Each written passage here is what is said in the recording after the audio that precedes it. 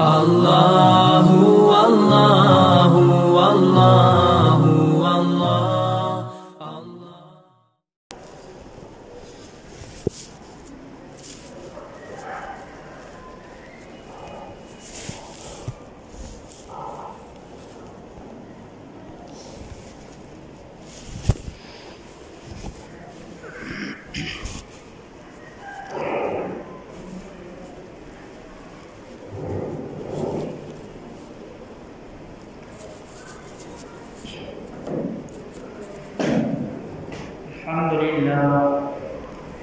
الحمد لله نحمده ونستعينه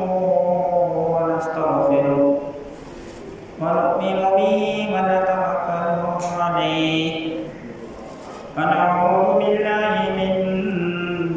شرور أنفسنا ومن سيئات أعمالنا من يهده الله فلا مضل له ومن يضلله فلا هادي له ونشهد أن لا إله إلا الله وحده لا شريك له ونشهد أن سيدنا ومولانا محمدا عبده ورسوله صلى الله عليه وعلى آله وأصحابه أجمعين. أما بعد فقد قال الله تبارك وتعالى في القرآن المجيد والفرقان الحميد. أعوذ بالله من الشيطان الرجيم. بسم الله الرحمن الرحيم. لقد كان لكم في رسول الله أسوة حسنة لمن كان يرجو الله واليوم الآخر.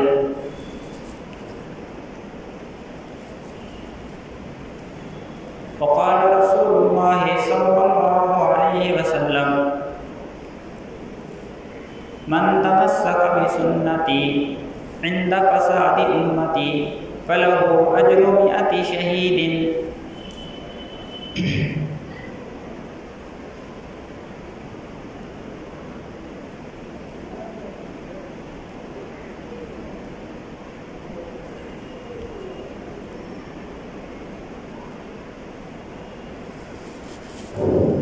عزیز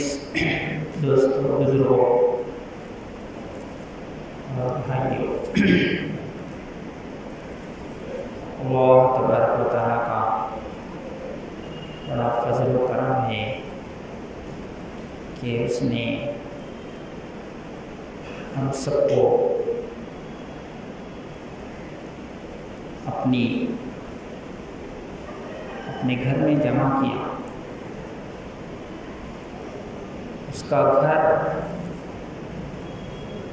روئے زمین میں جتنی جگہ ہیں وہ سب سے زیادہ پسندیدہ ہے. مسجدیں جو ہیں اللہ کو زیادہ پسند ہیں کیونکہ یہاں اللہ کی عبادت کی جاتی ہے، اللہ کی بڑائی بیان کی جاتی ہے، اللہ کی پاکی بیان کی جاتی ہے، اللہ کے سامنے جھکا جاتا ہے. اللہ سے تعلق پیدا کرنے کا جگہ اگر کوئی ہے تو وہ مسجد ہے. مسجد سے دور رہ کر چاہے وہ کتنی ہی تسبیحات پڑھ لے، چاہے وہ کتنی بھی عبادت کر لے، چاہے وہ کتنی ہی تلاوتیں کر لے، مسجد سے کٹ کر تو اللہ کو عبادت پسند نہیں، وہ نماز پسند نہیں ہے. جو جماعت کے وقت جماعت سے نہ پڑھ کر کے گھروں میں کیا جائے، دکانوں میں کیا جائے، بازاروں میں کیا جائے، یا اپنے جس مشغولیت میں ہے وہاں عبادت کی جائے، یہ اللہ کو پسند نہیں ہے۔ تو ایسی جگہ اللہ نے ہم کو جمع کیا، یہ اللہ کا بہت ہی ہمارے اوپر احسان ہے۔ یعنی مسجد کو آنے پر اللہ تعالیٰ مغفرت کے وعدے سنا دیا حدیث کے اندر۔ مسجد کی طرف ایک قدم بھی آتا ہے تو ہر قدم پر اللہ اس کے گناہوں کو معاف کر دیتے ہیں، ایک قدم پر۔ اور چونکہ اس کے وعدے اسی لیے ہیں، یہاں آ کر کے وہ اللہ سے تعلق پیدا کرتا ہے، یہاں گناہ کا خیال نہیں آتا، یہاں گناہ نہیں ہوتے، گناہوں سے بچنے کا قلعہ ہے یہ مسجد، گناہوں سے بچنے کا قلعہ ہے۔ جیسے ہی مسجد سے باہر نکلے گا نہ جانے کون سا گناہ ہو جائے، کوئی اعتبار نہیں، لیکن مسجد میں جب تک رہتا ہے شیطان بھی اس سے ڈرتے رہتا ہے، اس کے دل میں وسوسہ ڈالنے سے اور برا کام کرا سے مسجد میں جب تک رہتا ہے شیطان اس سے ڈرتے رہتا ہے، کیونکہ اللہ کے گھر میں ہے، فرشتوں کے ماحول میں ہے، اور اللہ کا پسندیدہ جگہ میں یہ پہنچا ہوا ہے، تو شیطان بھی ڈرتا ہے اس کو بہکانے کے لیے، پھسلانے کے لیے۔ تو مسجد اللہ تبارک و تعالیٰ کا گھر ہے، اور اس نے اپنے گھر میں اپنی دین کی باتیں سننے کے لیے یہاں جمع کیا۔ اور آج جمعے کا بھی دن ہے، جمعہ یہ مومن کے لیے عید کا دن ہے، بار بار سنتے ہیں، اور جمعے کے دن کو مسلمانوں کے لیے اور زیادہ اللہ سے تعلق پیدا کرنے کا موقع دیا۔ جمعے کے روز اسی لیے ہم کو دیے ہیں تاکہ ہم ہفتے میں ایک روز تو اور مضبوط کریں، اپنے اللہ سے تعلق کو مضبوط بنا لیں۔ اب اسی لیے آپ فجر کی نماز میں دیکھیں گے کہ ایک سجدہ بڑھ جاتا ہے، فجر کی نماز میں جمعے کے روز ایک سجدہ ایکسٹرا کیا جاتا ہے، یعنی یہ حضور صلی اللہ علیہ وسلم کا مسنون طریقہ ہے۔ آپ صلی اللہ علیہ وسلم جمعے کے روز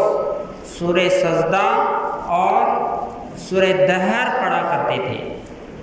دوسرے وقتوں میں نہیں پڑھتے تھے، لیکن جمعے کے روز خاص کر آپ نے پابندی سے اس عمل کو کیا ہے، کنٹینیوس اس کے اندر ہے، اسی لیے اس کو سنت قرار دیا گیا۔ جو عمل ہمارے نبی سے پابندی سے ہوا ہے، کنٹینیو آپ نے جس کام کو کیا ہے وہ ہمارے لیے سنت ہے۔ تو آپ صلی اللہ علیہ وسلم جب تک زندہ رہے تو اس میں سورہ سجدہ فجر میں سورہ دہر پابندی سے پڑھتے تھے، کبھی کبھی چھوٹ جاتی وہ الگ بات ہے، تو اس امت کے لیے اس کو سنت قرار دیا گیا۔ تو اسی سے آپ اندازہ لگائیے کہ جمعے کے روز عبادت کا درجہ بڑھا دیا جاتا ہے، ایک سجدہ ایکسٹرا ہو گیا، 4 سجدے 2 رکعت میں تھے فجر میں عام طور پر، لیکن جمعے کی فجر میں ایک سجدہ ایکسٹرا کرنے کا حکم دیا گیا۔ اور عام دنوں میں صورت متعین نہیں، یہی پڑھنا ہے یہی پڑھنا ہے، لیکن جمعے کے روز متعین ہے کہ یہ سورہ ہی پڑھنا ہے،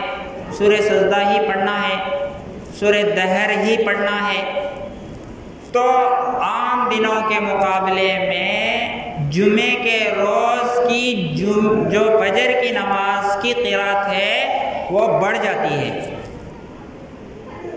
یعنی ٹائم بھی زیادہ لگتا ہے اس کو پڑھنے میں۔ تو گویا کہ فرسٹ جو فجر کی جو فرسٹ نماز ہے اسی میں ہم کو بتا دیا گیا ہے کہ آج جو ہے زیادہ عبادت کرنے کا دن ہے۔ آج کیا ہے؟ زیادہ عبادت کرنے کا دن ہے، آج سجدے زیادہ کرنے کا دن ہے، آج تلاوت زیادہ کرنے کا دن ہے۔ پہلے ہی فجر کی تلاوت میں ہی ہم کو اشارہ کیا گیا ہے، لیکن ہم کو اس کی طرف توجہ نہیں جاتی، ادھر ہم توجہ نہیں کرتے۔ تو اسی لیے حضور صلی اللہ علیہ وسلم نے حدیث میں کہا ہے کہ صلاۃ التسبیح کی جو نماز ہے وہ روزانہ پڑھنا چاہیے۔ کسی صحابی نے کہا نہیں ہو سکا تو کم سے کم ہفتے میں ایک دن تو پڑھو، جمعے کے روز۔ اب ظاہر ہے وہ نماز پڑھیں گے تو تلاوت بھی ہو جائے گی، وہ نماز پڑھیں گے تو ذکر بھی ہو جائے گا، وہ نماز پڑھیں گے تو سجدے بھی ہو جائیں گے۔ ایک نماز میں کئی عبادتیں آ جاتی ہیں اس میں، تو کم سے کم ہفتے میں ایک روز تو اس کو پڑھنے کے لیے کہا گیا۔ تو صبح کی نماز میں ہی ہمارے لیے یہ اشارہ اللہ تبارک و تعالیٰ اپنے نبی کے عمل سے کر دیا ہے کہ آج کا جو دن ہے جمعے کا دن وہ بہت ہی مبارک دن ہے۔ آج اللہ کی عبادت زیادہ کرنا چاہیے، اللہ سے تعلق آج کے روز زیادہ پیدا کرنا چاہیے، اسی لیے آپ لوگوں کو جمعہ دیا گیا ہے روزانہ کی طرح۔ جیسے اور دن ہم گزار رہے ہیں اس میں نہ دعا کرتے ہیں، نہ تلاوت کرتے ہیں، نہ ذکر و اذکار کرتے ہیں، ایسے ہی اس کو بھی گزار دیے تو پھر جمعے کے روز اور دوسرے روزوں میں کوئی فرق نہیں رہے گا۔ تو یہ دن عبادت کا دن ہے، تلاوت کا دن ہے، اللہ کو منانے کا دن ہے، اور اللہ کو راضی کرنے کے لیے اللہ تعالیٰ نے یہ دن ہم کو دیا۔ لیکن ہمارا عمل کیا ہے؟ اور جمعے کے روز حضور صلی اللہ علیہ وسلم نے ارشاد فرمایا جو مسلمان بھی اچھی طرح نہاتا ہے جمعے کے روز اور اچھے کپڑے پہنتا ہے، خوشبو لگاتا ہے، سرما لگاتا ہے اور مسجد کو سویرے سویرے آ جاتا ہے، جلدی آ جاتا ہے، تو کتنی ثواب اللہ تبارک و تعالیٰ اس کے لیے لکھ دیتے ہیں، ہم اندازہ نہیں کر سکتے۔ ایک تو 2-4 روایتوں میں اس کا ثواب بھی بیان کیا گیا ہے کہ جو جلدی آئے گا، امام سے پہلے آئے گا، پہلے آنے والے کو گائے یا اونٹ صدقہ کرنے کا ثواب ملے گا۔ جمعے کے روز جو پہلے آئے گا اس کو اونٹ صدقہ کرنے کا ثواب ملے گا، اور جو اس کے بعد آئے گا دوسرے نمبر پر تو اس کو گائے صدقہ کرنے کا ثواب۔ اب ظاہر ہے کہ ایک اونٹ صدقہ کرنا بولے تو 40-50 ہزار ہونا، 40-50 ہزار ایک اونٹ لے کے کون صدقہ کر سکتا، اس کو ذبح کر کے اس کا گوشت کون بانٹ سکتا ہے؟ لیکن نہا دھو کے جلدی آنے پر اللہ تعالیٰ وہ ثواب عطا فرما رہے ہیں۔ 25,000 ایک گائے، 20,000 25,000 چاہیے، سیزن میں ہے تو اور بھی ریٹ بڑھ جاتا ہے، ان سیزن میں ہو تو کم، لیکن گائے کو پکڑ کے اس کا ریٹ ہوتا ہے تو جو دوسرے نمبر پر آتا ہے اللہ تبارک و تعالیٰ اس کو گائے صدقہ کرنے کا ثواب، اور جو اس کے بعد آتا ہے بکرا صدقہ کرنے کا ثواب، اس کے بعد جو آتا ہے مرغی صدقہ کرنے کا ثواب، اس کے بعد جو آتا ہے وہ انڈے کا ثواب 6 روپے 5 روپے، آج کل انڈے 6.5 روپے انڈے کا ریٹ ہے، تو جو بعد میں آنے والے سب کو انڈے ملتے پہنچ لاسٹ، اس کے بعد کچھ نہیں۔ تو جمعے میں جلدی آنے کے فضائل بھی بتائے گئے، اور جمعے کے روز نہانے پر، غسل کرنے پر، اچھے کپڑے پہننے پر اور جمعہ پڑھنے پر اللہ تبارک و تعالیٰ جمعہ اور جمعہ کے درمیان پچھلے جمعے سے اس جمعے تک جو گناہ ہوئے ہیں ان کو بھی اللہ تعالیٰ ڈیلیٹ کریں گے۔ اس جمعہ سے اس جمعہ کے درمیان جو گناہ ہوئے ہیں اللہ تبارک و تعالیٰ جلدی آنے کی وجہ سے اور اللہ کے گھر میں بیٹھنے کی وجہ سے، جمعہ ادا کرنے کی وجہ سے، دعا کرنے کی برکت سے اللہ تبارک و تعالیٰ اس کے ہفتے بھر کے گناہوں کو پورا ڈیلیٹ کرنے کے لیے تیار ہے۔ لیکن ہم جمعہ میں جیسے اور نمازوں میں ٹائم دیکھ کے آتے ہیں، لوگ جمعہ میں بھی ٹائم دیکھ کے آتے ہیں، حالانکہ قرآن میں اللہ تبارک و تعالیٰ قرآن میں صاف ارشاد فرمائے، یا ایھا الذین آمنوا اذا نودی للصلاۃ من یوم الجمعۃ فاسعوا الی ذکر اللہ، اے ایمان والو جب اذان دی جائے تو جمعے کے لیے، خاص کر جمعے کا اللہ تبارک و تعالیٰ تذکرہ کیے۔ 5 نمازوں کے بارے میں وہاں یا قرآن میں آپ نہیں بتا سکتے، 5 نمازوں کے بارے میں آپ قرآن میں نہیں بتا سکتے کہ جو ہے اذان ہوتے ہی کاموں کو چھوڑ دو، اذان ہوتے ہی کاموں کو چھوڑ دو۔ 5 نمازوں میں نہیں ہے، اس میں تو ٹائم رکھا گیا ہے، لیکن جمعے کے بارے میں اللہ تبارک و تعالیٰ خاص کر بیان کیے ہیں، جب جمعے کی اذان ہو جائے تو فاسعوا الی ذکر اللہ، دوڑو اللہ کی گھر کی طرف دوڑو، چلو بھی نہیں بولے، آؤ بھی بول کو نہیں بولے، آرام سے آؤ بول کو نہیں بولے، اذان ہو جائے تو آرام تیاری کر دو، آؤ نہاؤ، ابھی ایک گھنٹہ نہاؤ، 2 گھنٹے نہاؤ، 3 گھنٹے نہاؤ، یہ پورے کام کر لو، کھانا کھانا ہے کھانا کھا لو، یا کام کرنا ہے، سب کو نمٹا کو آ کو نماز پڑھو، ایسا نہیں بولے، سب کو سائڈ میں رکھ کو آ کے نماز پڑھو، سب چیزوں سے فارغ ہو جاؤ، اذان سے پہلے ہی تمام چیزوں سے فارغ ہو جاؤ، کھانے سے فارغ ہو جاؤ، دھونے سے فارغ ہو جاؤ، نہانے سے فارغ ہو جاؤ، جس کام میں تم لگے ہوئے ہو اس کام کو اذان سے پہلے نمٹاؤ، اور اذان ہوتے ہی میرے گھر کو آ جاؤ۔ یا ایھا الذین آمنوا اذا نودی للصلاۃ من یوم الجمعۃ فاسعوا الی ذکر اللہ، اللہ کے ذکر کی طرف، اللہ کو یاد کرنے کے لیے قرآن کی تلاوت کر کتنے لوگ آتے ہیں؟ دیکھیے آپ سورہ کہف جمعے کے روز پڑھیں گے تو اس کی مغفرت ہو جاتی ہے، اور حضور صلی اللہ علیہ وسلم نے ارشاد فرمایا کہ جمعے کے روز جو شخص سورہ کہف پڑھتا ہے ہر جمعہ، اللہ تبارک و تعالی اس کو دجال کے فتنے سے حفاظت فرماتے ہیں۔ دجال کا فتنہ بولے تو اب انہیں تو لاسٹ میں آتا دجال، لیکن انہیں ہے مسلمانوں کے ایمان کو ختم کرنے کے لیے انہیں ٹارگٹ ہے اس کا، دجال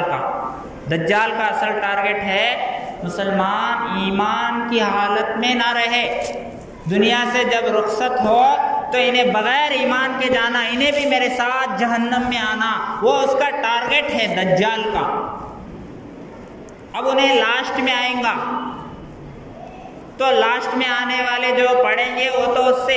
حفاظت میں رہیں گے، لیکن اس کے فتنے اب جو ظاہر ہوں گے اسلام سے ہٹانے کے لیے، اس کے فتنے یعنی اس کے چیلے ہیں، دجال کے چیلے دنیا میں اب بھی ہے، وہ چاہتے ہیں کہ مسلمان کو اسلام سے ہٹا دیا جائے، ایمان سے ہٹا دیا جائے، قرآن سے ہٹا دیا جائے، مسجد سے دور کیا جائے، نبی کی محبت کے بجائے نبی کی نفرت مسلمان کے دل میں بٹھایا جائے۔ اس کے چیلے آج بھی کام کر رہے ہیں، اور جو شخص سورہ کہف پڑھتا ہے ہر جمعہ، تو اللہ تبارک و تعالیٰ اس کے چیلوں کے فتنے سے بھی اس کی حفاظت فرماتے ہیں۔ لیکن کتنے لوگ پڑھتے ہیں؟ سورہ کہف کہاں ہے پتہ ہی نہیں۔ بہت سارے لوگوں کو سورہ بولنے بھی نہیں آتا ہوگا، کون سے پارے میں ہے پتہ نہیں، کون سا سورہ ہے پتہ نہیں۔ ایسے بھی لوگ ہوں گے کبھی قرآن کھول کے بھی نہیں دیکھے ہوں گے، ہاتھ بھی نہیں لگائے ہوں گے کہ اللہ کا کلام ہے، تو ویسا آدمی کہاں تلاوت کرے گا؟ جو کبھی قرآن موبائل تو 1000 مرتبہ کھولے گا، یوٹیوب کے لیے کھولے گا، فیس بک کے لیے کھولے گا، واٹس ایپ کے لیے کھولے گا، ٹویٹر کے لیے کھولے گا، وہ میسج دیکھے گا، یہ میسج دیکھے گا، ہزاروں فکریں اس کو ہیں، لیکن قرآن کی فکر کسی کو نہیں۔ گھر میں ٹی وی کتنی مرتبہ کھولا ہوگا، سیریل بدل کر کے دیکھا ہوگا، چینل بدل کر کے لگایا ہوگا، لیکن قرآن پاک کی سورہ آپ نے کبھی پڑھا ہے بدل کر کے؟ یہ سورہ میں کیا ہے، یہ سورہ میں کیا میٹر ہے، یہ سورہ کئی کو نازل ہوا، اس کا مقصد کیا ہے، یہ کیوں نازل کیا گیا ہے، اس میں کیا میسج ہے ایک مسلمان کے لیے، ایک ایمان والے کے لیے، اس میں کون سا حکم اللہ تبارک و تعالیٰ دیے ہیں؟ کیا آپ نے کبھی پڑھا ہے؟ نہیں پڑھتے ہیں۔ ٹی وی پر نگاہ، دنیا پر نگاہ، پیسوں پر نگاہ، گاڑیوں پر نگاہ، بنگلوں پر نگاہ، ہماری نظر دنیا پر ہے، قرآن پر نہیں ہے، حدیث پر نہیں ہے، اسلام پر نہیں ہے، نبی کی زندگی پر ہماری نگاہ نہیں۔ اسی لیے ہم جمعہ آئے تو بھی پرواہ نہیں، جمعہ گیا تو بھی پرواہ نہیں، جمعے کتنے تو جان دے، رمضان کتنے تو جان دے، کتنے بیانات تو ہوں دے، میں اتنا کرنے کا،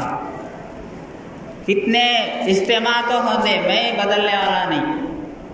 بدلنے والے بدلے نہیں، میں اتنا رہنے کا، کتنے جماعت والے تو آ کے سمجھا دے بھئی نماز کو آؤ، نماز پڑھنا، ہمیں مسلمان ہے، ہمارا ختنہ ہوا ہے، ہم ہندو نہیں ہیں، ہم مندر کو نہیں جاتے، کم سے کم ہمارا تعلق مسجد سے ہونا چاہیے، اللہ کے گھر سے ہونا چاہیے۔ جتنی مرتبہ بھی جو ہے جماعت والے آ کے سمجھائے وہیں رہیں گے، نہیں آئیں گے مسجد کو، نمازوں کو نہیں آئیں گے۔ تو ایسی غفلت کے ساتھ ہماری زندگی چل رہی ہے، آخر کب بدلیں گے؟ کیا مرنے کے بعد بدلیں گے؟ اللہ تبارک و تعالیٰ ایک ہی مرتبہ ہم کو موقع دیے، مرنے کے بعد کچھ نہیں کر سکتے۔ فَيَقُولُ الْكَافِرُ يَا لَيْتَنِي كُنْتُ تُرَابًا، اللہ تبارک و تعالیٰ کافروں کا قول نقل کر رہے ہیں قرآن میں کہ وہ کافر افسوس کرے گا، فَيَقُولُ الْكَافِرُ يَا لَيْتَنِي كُنْتُ تُرَابًا،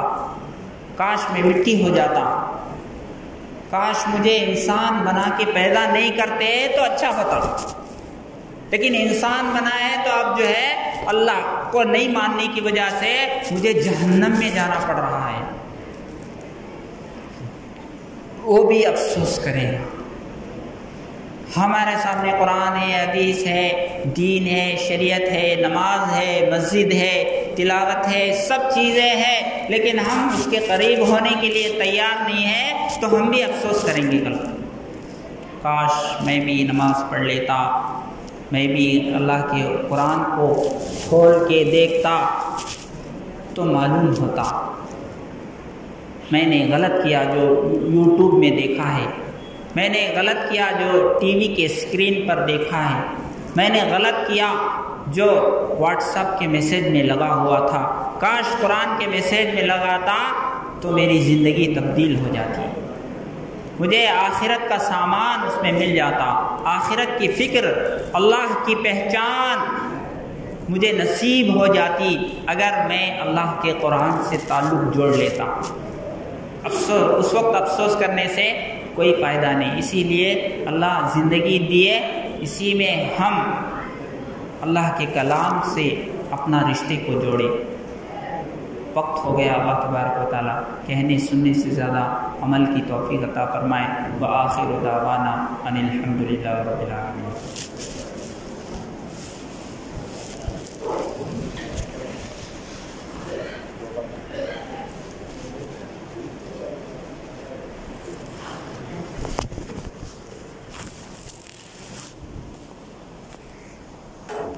شكرا يا ربي شكرا